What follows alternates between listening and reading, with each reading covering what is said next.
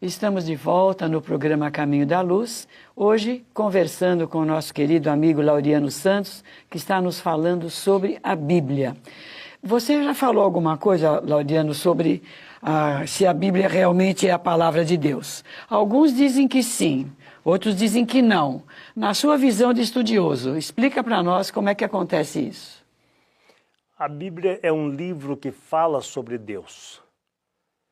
Se Deus é amor, se Deus é justo, se Deus é misericordioso e bom, não pode ter ira, não pode ser frágil, não pode se arrepender daquilo que faz. E nós encontramos nos textos bíblicos todas essas qualidades negativas, diríamos, de Deus.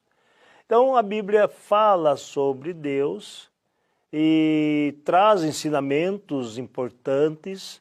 Quando nós tomamos o Decálogo, que é uma lei de justiça, nós vamos ver que há ali uma manifestação espiritual, que quando se coloca que um daqueles profetas falou com Deus, à época a palavra Deus era um espírito. Quando Moisés vai lá ao Monte Horebe e vê a sarça ardente, todo aquele relato bíblico, ele pergunta quem é aquele que fala com ele, e a resposta é: eu sou o Deus de Abraão, de Isaque e de Jacó. Ele não diz eu sou o Deus do universo, eu sou o Deus daqueles, o espírito protetor daqueles. E por ser o espírito protetor daqueles, ainda tinha falhas. Ainda tinha essa sede de vingança, essa rivalidade com povos. Então nós vamos ver isto lá. E aí nós vamos refletindo sobre esse Deus do Antigo Testamento e vamos confrontá-lo com o Deus que Jesus nos traz, que é o Deus amoroso, o Deus da justiça, mas também do amor, que faz com que nós aprendamos a ver o próximo como uma extensão de nós mesmos. Laureano, a nossa doutrina surgiu, 18 de abril de 1857, falando oficialmente, através do Livro dos Espíritos, e algumas pessoas dizem: mas o Espiritismo é proibido pela Bíblia. Eles profetizavam?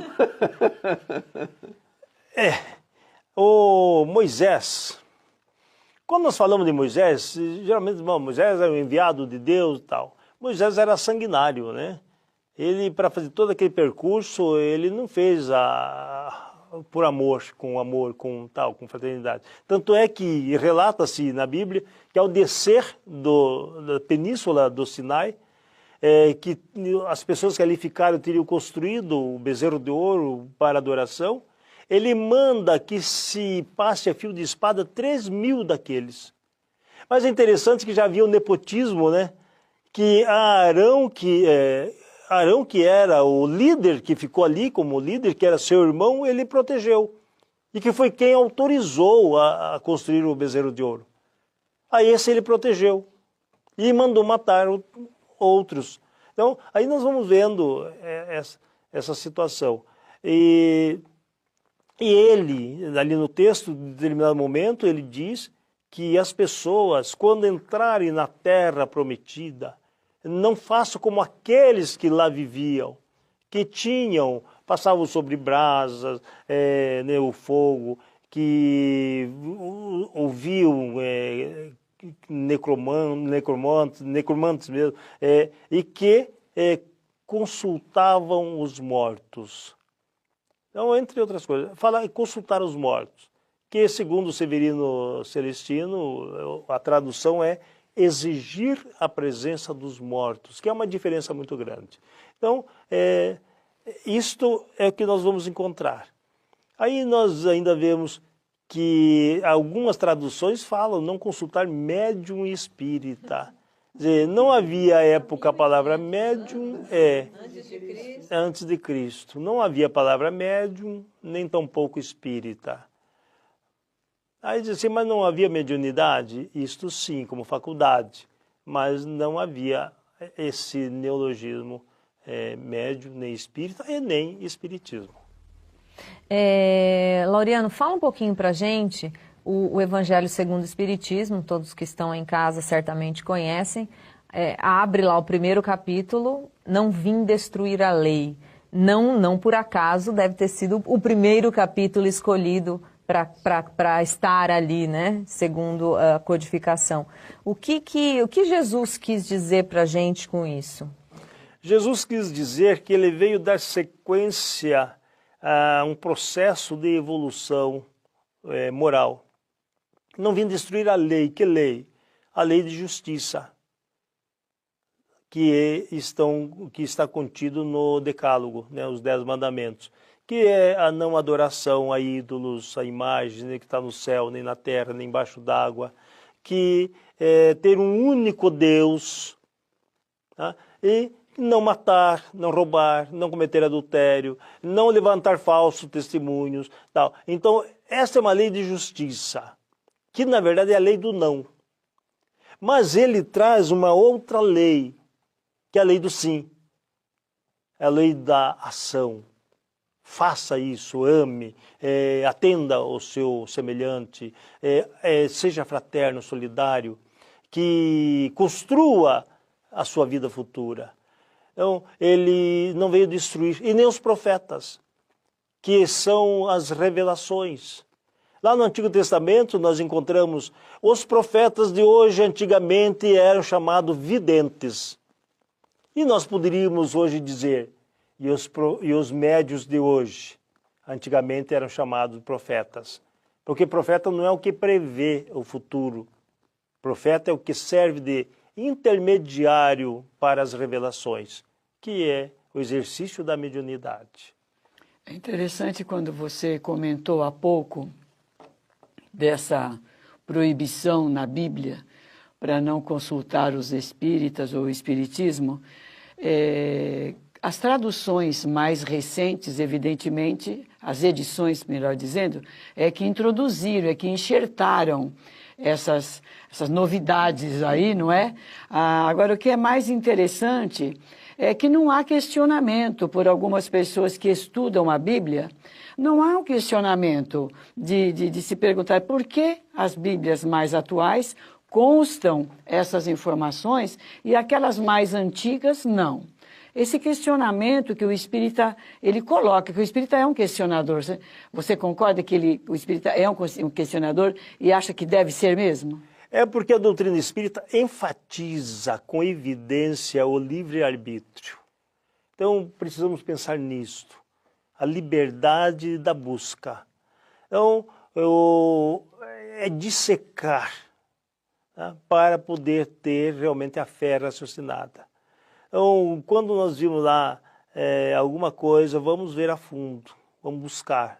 Então, o Evangelho segundo o Espiritismo, que é essa mensagem que nós recebemos, é para que a gente possa realmente entender Jesus e os seus ensinamentos de forma cristalina. Então, nós vemos isto no Evangelho e com isto nós podemos tirar da Bíblia o que realmente tem lógica, tem razão, e aquilo que nós sabemos que foram textos utilizados, inclusive para domínio de um povo. E Laureano, interessante aqui, justamente o Evangelho segundo o Espiritismo surgiu como imitação, justamente o primeiro título é imitação. E realmente nós temos que compreender que a sua meta é falar sobre a ética do Cristo, né? Esse é o padrão ético ao qual o espírita segue, né?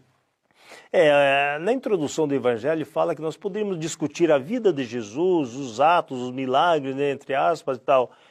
Podemos discutir, mas quanto à moral do Cristo, a convergência.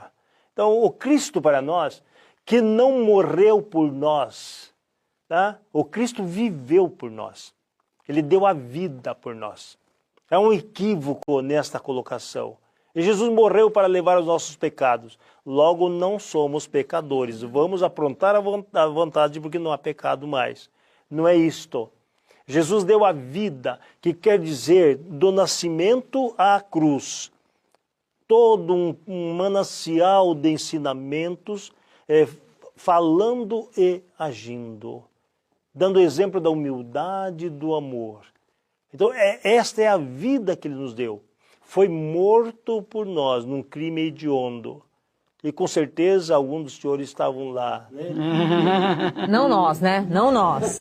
Não nós. Então, Ele foi morto. Mas Ele diz, aquele que quiser vir após mim, põe a sua cruz às costas. Ele não fala, me dá a sua cruz. Põe a sua cruz às costas. Quando a mãe de Tiago Maior e João lhe pede que reserve um lugar à direita e outro à esquerda, e os discípulos se enfurecem porque acharam que eles estavam querendo dar o golpe neles, né? Então, ele chama os discípulos e diz, os príncipes das nações têm seus vassalos. Eles ordenam, eles mandam. Entre vós, não pode haver contenda, tem que haver harmonia. E aquele que quiser ser o primeiro, seja o que serve. Porque o Filho do Homem veio ao mundo para ser o vosso servidor. Então, por isso, quando alguém diz assim, eu sou servo do Cristo, eu quero dizer a você, meu querido telespectador, eu não sou servo do Cristo. O Cristo é o meu servo. É Ele que me dá, Ele que me atende, Ele que me ajuda. Mas eu quero ser servo com Cristo, daqueles que necessitam de mim. Então esta é a proposta da doutrina espírita. Muito bom. Você está percebendo, meu amigo, minha amiga, que o tema é bastante interessante, é bastante profundo. Você nos aguarde que nós voltaremos já já para continuar com esse assunto.